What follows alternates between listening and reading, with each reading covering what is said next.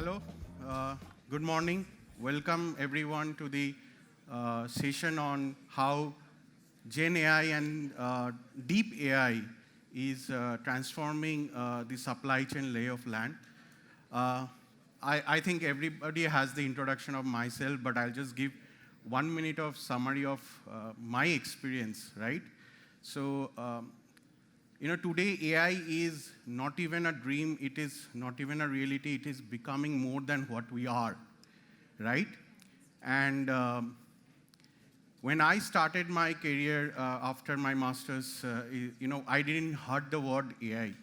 So I would like to share my experience, how supply chain has transformed and how technology has taken a driving seat for all of us in the supply chain domain.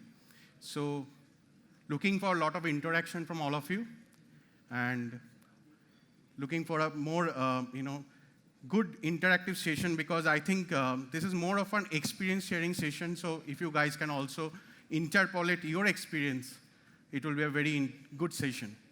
So let me quickly start with the evolution of supply chain, right? So before 1900s, right, supply chain was not even a supply chain. It is more of a localized demand and supply match, right? But during the World War II, which is around the 1920s and the 40s, the first thing that happened is that logistics became a primary point where everybody needs to evolve, right? And because there is so much of movement of goods, arms, and ammunition, the concept of logistics become very prevalent. But that's the just start of the supply chain, right? Then logistics take a next leap during the 1950s, where it become more intermodal because globalization started happening, industrial revolution started happening, and during the 1980s, at the same time, technology also started evolving, right? The RFID tags started coming in, data started flowing multiple avenues, but they're not digital data, right? And once the globalization happened, internet adoption happened, supply chain took a different kind of a turn in the whole domain, right? They had to be globalized, they had to be lean, they have to be very decision-centric, and to do so, there is a need to use technology. And when we are standing in 2020, technology is everywhere we talk about supply chain. So let's understand what we at Deloitte think the future of supply chain is going to be, and what we believe key enablers for that. So I'll run a short video right now. That could be the base and foundation of how, tomorrow's supply chain needs are and what technology is going to be prevalent for that. Absolutely. So there are already process mining tool which is there, right? So, but those process mining tools just help you streamline the processes, but how do you link that to your insights, right? So we, at Deloitte, we call these are accelerators, where we basically build a solution and custom-made and modularized for, easy to deploy, right? So we have a solution which basically looks at your factory plant data from SAP standpoint, from a ERP standpoint, and it can be across ERPs also. What it does, it's not only looked at your process mining data like Celonis does, but it links to your outcomes, and it links to your kind of day-to-day activities that are being captured, right? And hence, what process gaps are there, it become a link to the bottom-up problem statements. And you have the whole top-down to bottom-up accessibility of information. And this become a insight layer. Now, where Gen AI comes is that because there are repetitive challenges in factories and the plants, right?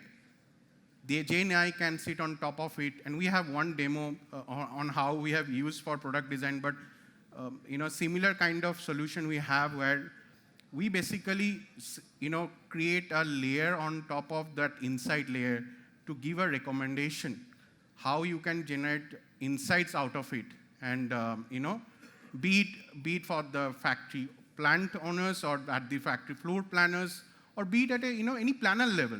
They can have that visibility sitting at as a plan, as a geographical planner. You can also have what is happening in factory plant A or factory plant B. That's the way we have done it.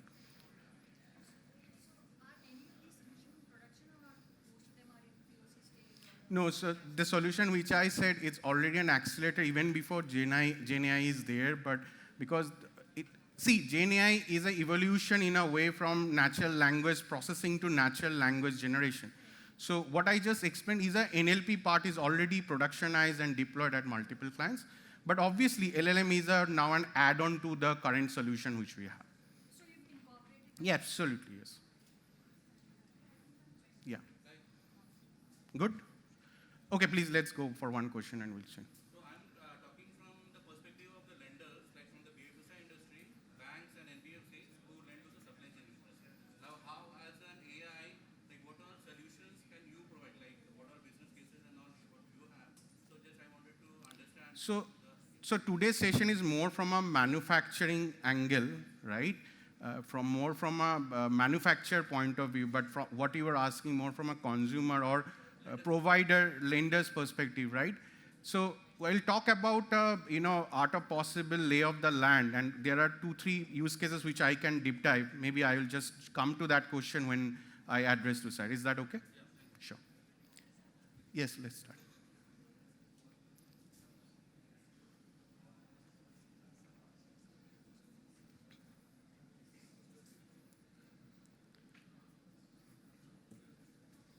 There is still no sound.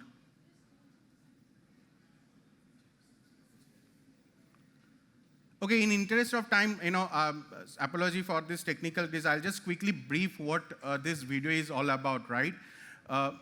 It's basically talks about supply chain has so far been an integrated planning ecosystem, right? But it is not only an integrated planning anymore. It's also about how you can enabling your all the data and the AI aspect of it, right? Data is getting generated on a daily basis, but are we synthesizing it and analyzing it in the best possible? May not be, right? And to do so, there are 3 components that we need to look at, right?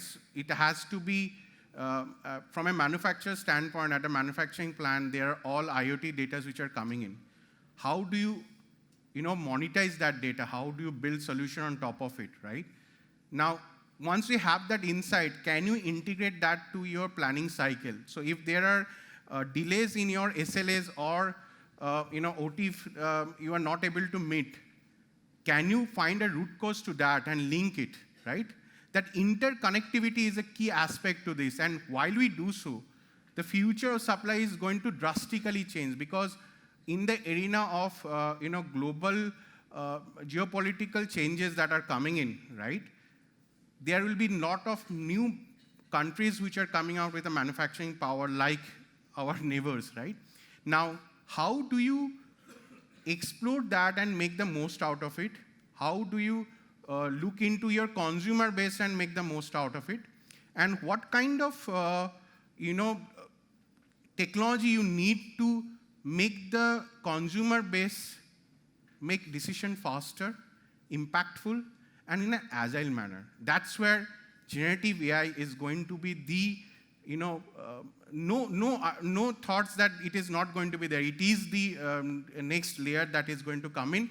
And obviously on top of it, there has to be a deep learning AI, right? In the earlier session, we have seen how deep learning AI can do, but there is a lot more deep AI can do for supply chain. So today's kind of point of view that we want to showcase is that technology is there, solutions are there, and if we look, the algorithms were there even in the 80s, but we couldn't make use of it because of, we didn't have the processing power. Today we have GPU, CPU has turned to GPU, and also we have TPU, and obviously a lot of work is happening on the quantum computing area, right? How, with the evolution of the technology, how we are going to evolve, right? So, because, this is just a video, let me skip this. Sorry for this one. There is another video, I'll just voice over it. So what this video basically narrates is basically there are 6 enablers in the supply chain domain, right? What technology, as we mentioned, is at the core of any digitalization or automation solution. Integrated process, to your point, process mining, but how do you integrate that process mining to insight is very important. Sustainability has to be there because it is our responsibility. How do you make some choices which reduce your carbon footprint, which make your organization more sustainable in a long term, right? A lot of work is happening in that area. From a, if we talk about one of the example, if you know, right, in Middle East, Saudi is building NEOM, a city, which is a line, right? You will not believe the kind of thought process going into that sustainability part. They want to be fully based on renewable energy. Now, to do so, you need to also, you have to understand supply chain is not only just demand and supply match for products or consumer goods, it's also for your energy, right? You need to build that sustainable equation and ecosystem for it, right? That's where sustainability is more important. Obviously, customer-centric approach is the key for adoption for technology. Today, if we have, little success, I would say, and more failure in adoption of technologies were there long back, but those technologies are not adopted because customers were not able to consume it. So how we make that technology accessible to the end consumer, right? That's more important. I'll give you a demo of what we did for one of the jewelry manufacturing client using Gen AI, right? And obviously collaboration, right? Without collaboration, we can't do a integration of all these pieces of the puzzle. The puzzle will remain unsolved, right? And obviously, how do you create a resilience planning? Because COVID has taught us, right? There is a lot of dependencies on certain aspect in our supply chain, in the global supply chain. How do you make your supply chain robust and resilient at the same point of time? So I'll quickly move on to a demo of a customer-centric approach, and I'll just voice over on the video because the sound is not there. So this is a part of a solution we have already deployed. Part of our Gen AI, we have in Deloitte an incubator program. We are building a lot of solutions for our global clients. So the video is not running.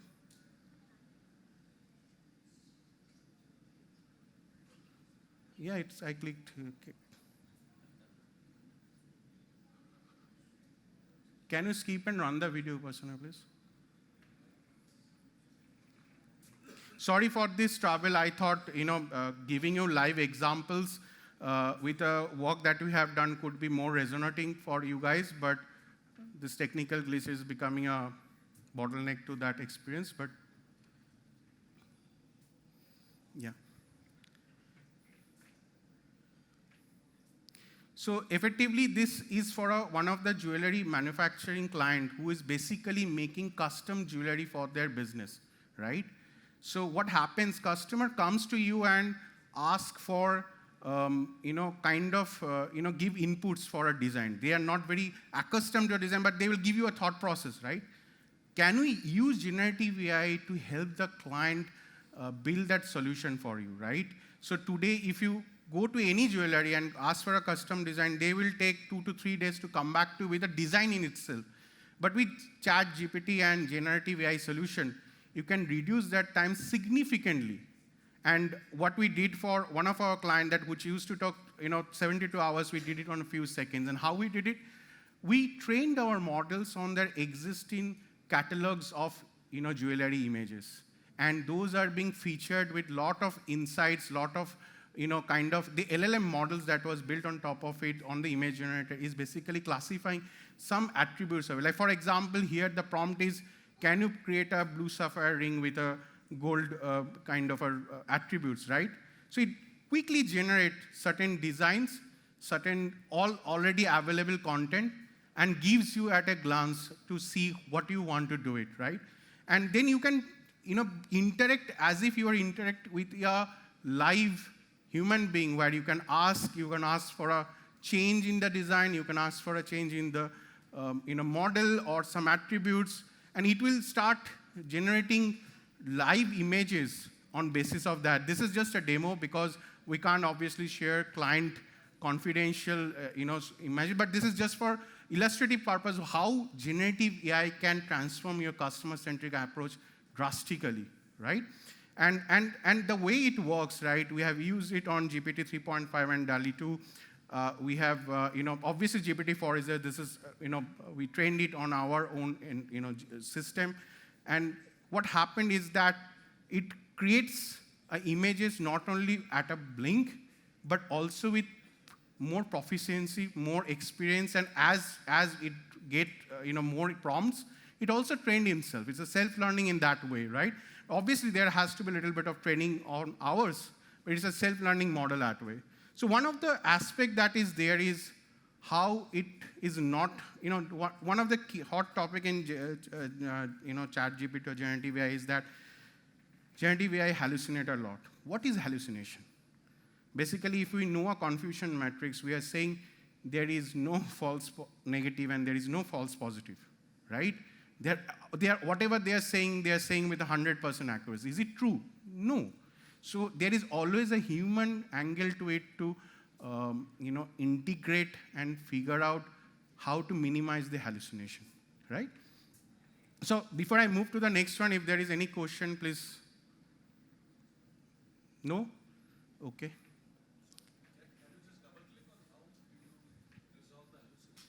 So what happens is that we need to create an image dictionary in this particular case, right?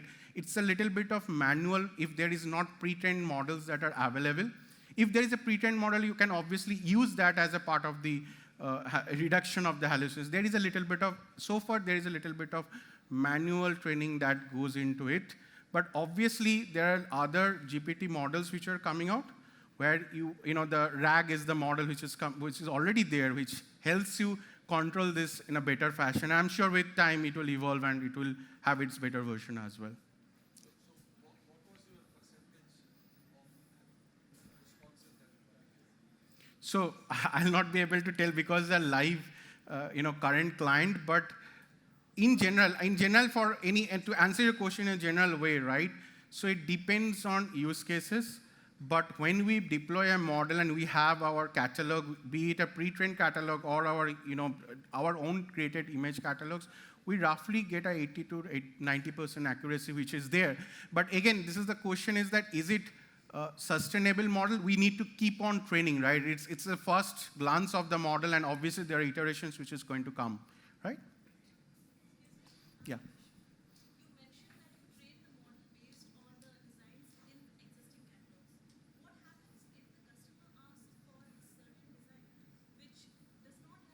Absolutely. I was waiting for this kind of question. Thank you for asking.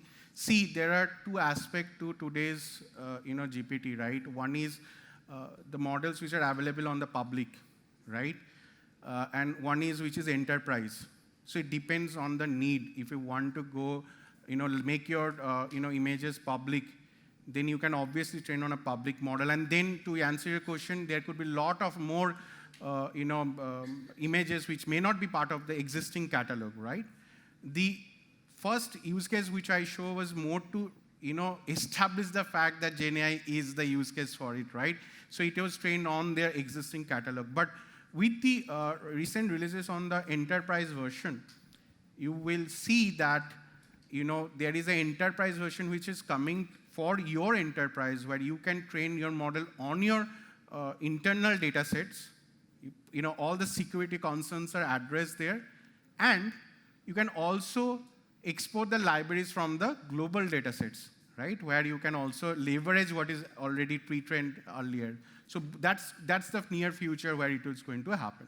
Or it's already there, but there are certain security nuances which is still being worked out and being figured, right?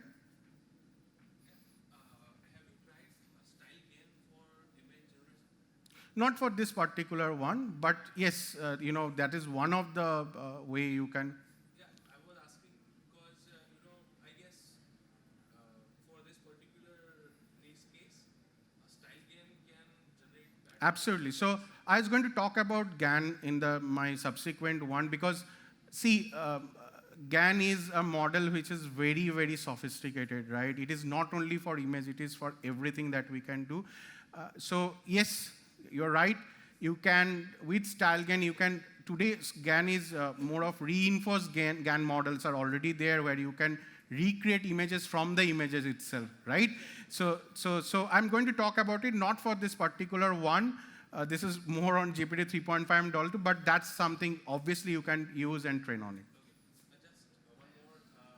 How about, let's say, some images are generated, but we cannot, manufacture that. Absolutely. How do you handle that? So I'll give you a theoretical answer to this question, right? See, one of the talk that is happening is that in the insurance, I'll come to you, just let me finish that, yeah? I had the same question. Perfect. So see, one of the use case that came to us and we are still working on it, ideating on it, is that when you do a vehicle insurance, right, there are images which are being taken even today, right, and there are manually, sorting what's the kind of claim ratios. How do you train or get something which is not even there, right? It's a topic which is, a vast topic. It's called synthetic data creation, right? So basically, today, I was going to come down the line, but let me answer it right away. But today, our traditional AI is basis what we know, and what we don't know, and hence we don't care, right? Or we can't give insights on, right? But with the deep AI and plus the Gen AI, both as a one umbrella, that's how I see it, right? It is possible to create what we don't even know, right? So to the question that if I don't know a scratch is there in certain part of the vehicle, can't I train it from scratch from some other parts of the vehicle? Certainly we can, right? So that's where model like GAN comes very handy. Model like NBits or NHITs, I'm going to talk about a detail of how it works, comes in very handy in creating data that we not know, because GAN is a model which talks about how to create data out of data which is not there, right? So I'll talk in details when I come to that. How do you ensure that you avoid model plagiarism or design plagiarism? See, Let's say the model design has been patented by Louis Vuitton, and then Chanel is trying to use Gen AI. Let's say Louis Vuitton has already patented the model, and then Chanel is trying to use Gen AI, and there's a redundant or more plagiaristic design that comes. How do you avoid it? Now it goes into patents, right? so ideally I would like to avoid that question honestly, because it's a very sensitive area. How do you, not use any, and not even for Gen AI, right? Any algorithms which are patented, how you avoid it. But see, there's so much of ample resources in the open source platform. If there is subtly patented, doesn't mean you have to use that. As in the earlier session, you mentioned ChatGPT is also taking inspiration. We as coders, we as solution, we can also take inspiration of that patent and create our own version with our own open LLMs as well, right? So that's the way I would see it, rather than getting into a trouble of using a patented algorithms or building something which is already done by someone. And That's in case of the algorithms, right? If you look at multiple platforms, it's free to use. But then when it comes to designs and models, I think companies will never let it away. It's money for them. absolutely, It's dollar value. absolutely. So see, for example, so can I take that question in a later stage when I talk about AI in drug discovery and how things are happening, because it's a similar kind of problem in that industry and how we can handle it. Yeah. Okay. I think I'll just quickly wrap through certain slides. So this is what Gartner is predicting or seeing as a trends in supply chain, and it basically says that there are 3 key drivers out of it, and I'll come to that as next slide. But in the manufacturing plant or warehouses, already we see a lot of efficiency improvement with smart robots. Obviously, advanced analytics and artificial intelligence is the next era to do the change or become the future of supply chain, what we envisage. One is very important aspect is how do we do a digital twin, which is physical, right? Physical plus digital, how do you do that?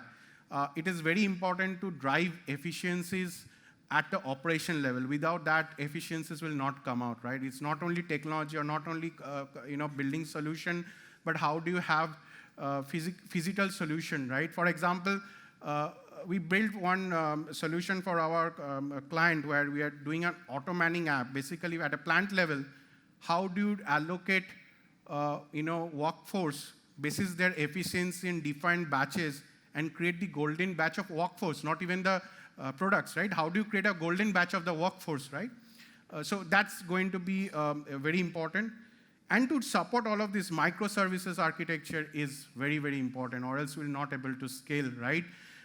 And how do you create all of them together an edge ecosystem? So to basically break it down, there are three things that we need to focus. One is instrumented, one is interconnected, and one is intelligent.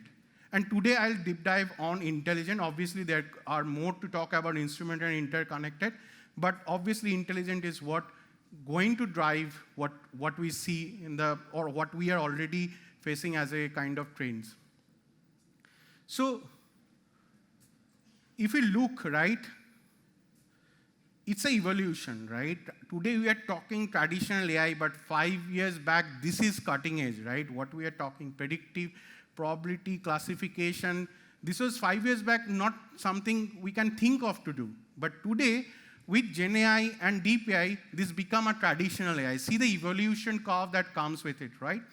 And so basically what we are saying, with generative AI, all the components of traditional AI is going to remain. We will be doing predictive, we will be doing probability-based solutioning, we'll be doing classification, but can you augment that with AI intelligence, right? Today, traditional AI is more human-driven intelligence. Today, it is more, feature which we feed into the model. Obviously, even in traditional, deep AI or generative AI, we have to feed in. But they have the capability to learn on its own, and GAN is one of the examples for sure. And in deep AI is basically, today even we have in traditional AI prescriptive, but this prescriptive is very different from the prescriptive that we have. Today prescriptive recommendation is more experience-based of history. But with deep AI, the prescriptive is going to be drastically changed. For example, if we look at time series modeling, right, the explanative factor in time series modeling with XGBoost is not possible. But with deep AI, and I'll talk about that with NBits as an algorithm, you can ideally do that, explainably without even feeding what kind of features that you need to do. So what summary is basically is that all of this is going to play a pivotal role. It's not only one. So if we say that Gen AI is there, let me only do Gen AI, it will not serve the purpose. We have to do amalgamation, all of the D to really drive transformation for the business. So I'll talk you through, a kind of a value chain, and these are just an illustrative list of use cases that we see, where generative AI and deep AI is going to be, hugely transformative. So one of the things that we have already seen is product design, right? As a demo, I was giving to you that how jewelry manufacturing unit can, help their customer experience better. And there is product discovery, right? How many of you know that AI is really becoming a transformative layer, generative AI in space of drug discovery? Have you, any of you has gone through that, right? Or heard about it? So I'll talk about how large language model is evolving beyond text. It's no longer only for text, it's also for protein structures, right? Obviously, the other component is demand forecasting. See, we have changed this word of demand forecasting to, the demand sensing, many words to this world. But is demand forecasting is done? No, not yet, because the type of algorithms, if you see, right, in the 80s, exponential smoothing techniques was already deployed as part of demand forecasting, right? In the 80s we are talking about. Even today they are prevalent, but are they making the best out of the solution? No. So demand forecasting is also going to go through a drastic change with the deep AI coming into play, generative AI coming into play. One of the typical challenges that we see in demand forecasting is that we don't have enough data about competitors, how that can change. I'll talk about it in details, right? Another, I'll just jump through, and because there's a lot of use cases, I'll jump through some of the examples. Another is asset health monitoring, right? Or predictive maintenance at the manufacturing plant. So if you have heard, right, US Steel is collaborating with Google in creating something called as DeepMind, which is going to be the next leverage on a next kind of transformation for their all kind of work that do at a plant at a floor level. And they predict that their estimation is that they will reduce the cost by 20% and increase the efficiency significantly. How they are going to do it, right? So what happens at a floor level? Obviously, we have tons of IoT data, and if you go to any IoT providers, they will also give you services of it, but those services are not embedded into decision making. Gen AI is going to be the kind of bridge between that, and they will go and recommend at time to time, this is the corrective action you need to take, this is the kind of maintenance you need to do, this is the kind of changes you need to do, and so on and so forth, right? Obviously, another use case is route optimization, and lots happening in that space, given, we are now tracking all the, we have been tracking all these vessels and everything, but containers, waterways, railroads, all the vessels we are tracking, but are we utilizing the most of it? No. If you see, there are few, upcoming company like Project 44 who provides you not only the data of the live data of these containers and vessels, but they also provide you, insights on top of it. But is that insight the only layer? No, because what happens when a ship, is get docked in an yard, the loading and unloading itself a big challenge, and there are ships which are fully robotized today, right? There is no man to do it. Still, there are delays and there are penalties to it. Can you optimize it? Can you, at a global scheme of things, in a particular day, if 100 ship is docking in a month, can you optimize those 100 ships in a month? That's what, AI or DPI or Gen AI is going to come and play a role. So one of the use cases is, I was talking about, just a deep dive of all of this, right? Product discovery is obviously, it's very AI, when you do a drug discovery today, we have seen during COVID how time intensive it is, right? How cost intensive it is.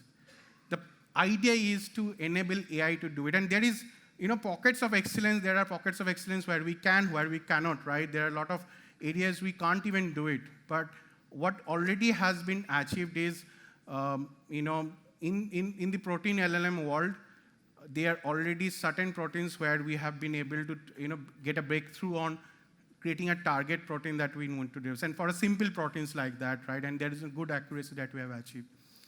Similarly, I already talked about demand forecasting. Let me just quickly go to make as a model, right? So reliability has been a topic for decades, but reliability without IoT data is nothing. And what is happening with IoT data, reliability of a machine or a failure of a prediction of that is drastically changing. Like, for example, I'll give you a classic reliability algorithm. Weibull is a distribution to do a reliability model. But what is happening is Weibull has also evolved and become a multi-stage Weibull model. For example, if there is a cancer patient, right, depending on the stage, there could be a life expectancy curve that has been done. So similar algorithms are now being deployed for predicting failure of the machines depending on the stages, failure of equipments depending on the stages, depending on the maintenance, depending on the history of services. I'll just quickly jump to two use cases on the research, and another is AI-enabled drug discovery. So, sorry, my bad. So, what is happening is that, this has been always been an, area where, AI has been trying to do a breakthrough, right? There is large data set of analysis that, organizations are doing. And to your point, right, pharmaceutical companies are already doing this.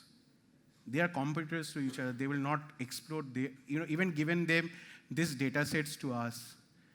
So obviously there are R&D work which is happening in pocket of excellence with a patented view. They don't want to diverge that. But there is also a lot of open source information which is available. So if you go to protein data set, there are multiple data banks on protein which are available open source.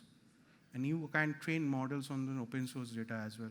So it need not be to do a cutting edge drug discovery, but for a generic drug discovery, can you shorten the process? That's the objective at this point in time, right?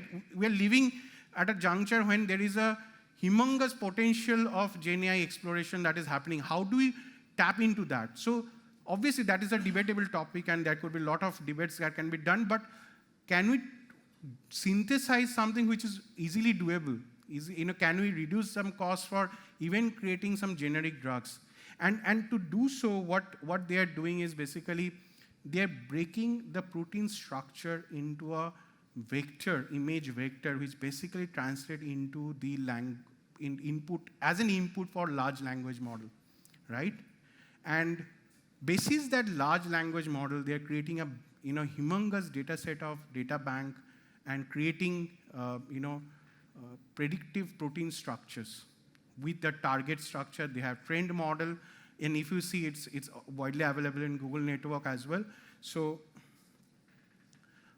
there is already a lot of papers and articles. They have certain breakthroughs where they have achieved a lot of accuracy. So moving on to the demand forecasting, right? I'll just touch base on what are the key challenges in demand forecasting, even today with exploration of deep learning and machine learning techniques.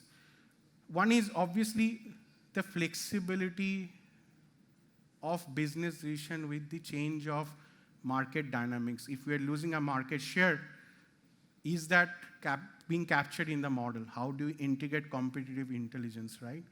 Obviously, second is we are today, even all the algorithms are heuristic-based search algorithms, be it XGBoost, be it ARIMA, be it any models that we are deployed, which is industrialized and making the most of it. They're all heuristic-based because they're CPU intensive, right? You can't actually on a CPU, you can't do a full matrix multiplication even. But with GPU coming in, the game changes. We can do combinatorial searches and optimization on GPU in a fraction of a time. I'll tell you some benchmark which I have done for today's session afterwards. Third is, how do you make sure that your data is stable? To answer one of the question is, your question was, how do you get data out of using GAN, right? Say, for example, a promotion is being run, but we don't know a hyper-localized effect of a promotion at a store, right? We obviously take a stored data as an input, but we don't know the impact that could be varying from week 1 for a store to week 2. That local minima and the maxima is not available. Now, algorithms like GAN, NBits can handle that, and I'll talk about that as well. So what we're talking is a little bit away from Gen AI, but for me it's still Gen AI because it's a deep AI and they are all interlinked to each other. How we use it is the most essence of it, right? Deep AI is going to be the transformative layer for all of this. And to talk about it, I'll just explain what is NBits, right? So all of us have heard of neural network.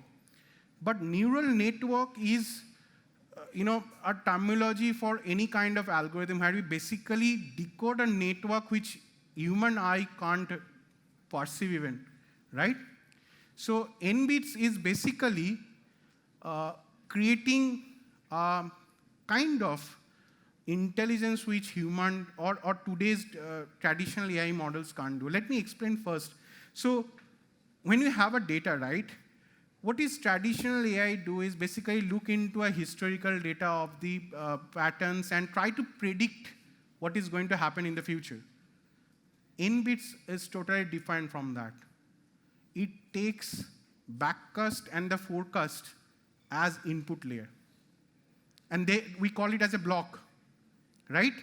So what we are saying that if I know that in history there is a event, right, which could be a event of like COVID, which may not be a COVID, but a flu effect, it will take that, and during the COVID times, it can also use it. So NBITS has the capability, if we have deployed NBITS pre-COVID, we could actually, might have predict effect of COVID much better. So I'll just get a little technical on this. So traditionally we know, right, our human mind, so when you think of a time series, we say there will be a level, there will be a trend, there will be a seasonality. But if we have decoded it rightly, why we are even not able to get a high accuracy of a model, and at a weekly level, at an industry level, best we get 55 to 60%. There are reasons behind it. Because what it happens is a trend can be a linear, trend can be increasing, trend can be polynomial, trend can be harmonic also, depending on the periods that they are running. And how do you, so basically within a trend, there could be block of backcast and a forecast, and within a block there could be stacks. What we mean by stack is basically treat this as all possibility of combination that can happen in a time series data, which we don't see it in a human eye, but we kind of visualize it and feed in. And identity is which is unexplained. It could be anything. It could be error, it could be anything which is not even understandable by a traditional model, right? So when you deploy that, and with a combination of lags, harmonics, polynomial, it becomes a humongous computation that comes into it, right? Imagine ARIMA to run with an order of 10. I mean, your system will get killed, right?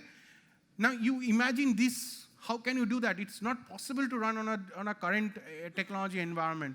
So what happens? A combinatorial reduction happens of the combinations of it. It basically says that create multiple stacks of combination of stacks, and says that if there is a stack which is going to explain more, they take it out, and what is not explainable, they focus on fine-tuning it. And with the backcast and the forecast, they do a multiple perceptron layer optimization, come up with a future. So this output that you are seeing is actually an input, constant input to the model itself, and hence it become a very super efficient model to run through. So why we run NBITS, right? Because NBITS can also train on something which is synthetic. You can train the model on creating a synthetic data which is not there as well. So that's how NBITS algorithm and similar algorithms we have does similar kind of work. But I just thought it's a model which came out in 2020. The recent model which came out is NBITS X, which basically integrate with endogenous data sets. But this is quite relevant for our forecasting algorithm. It's going to transform the way we do modeling if we have the right technology and the microservice architecture that we need to do. So this is just a benchmark. So I ran it on 50,000 SKUs, and what I found, so I trained my ARIMA model with a maximum of order 5 and harmonics of order 5. It took me 48 hours. And GPU model took me 4 hours.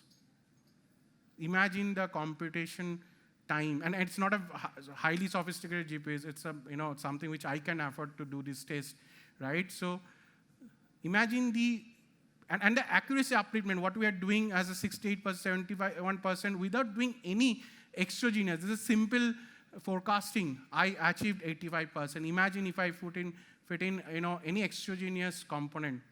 NBITS will be very, very powerful. And one key aspect of NBITS, XGBoost will not be able to explain your components, but NBITS has the capability to explain a kind of decomposition of what impact is driving what, right? So that's why NBITS is kind of an algorithm which can help you really do a lot in, say, for example, a space of demand focus, which is very easy to connect.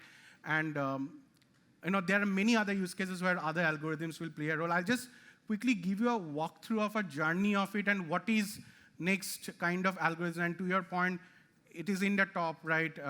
Reinforced generative adversarial network, RGAN models, right? So if we see, right, with technology from exponential smoothing to ARIMA to vector autoregression to GARCH to theta model to all the the neural models, fusion transformer, we are now getting to the GAN model, which is going to be a very differentiating story for how we see data, how we perceive data, how we analyze data, how we build models, how we consume output of it.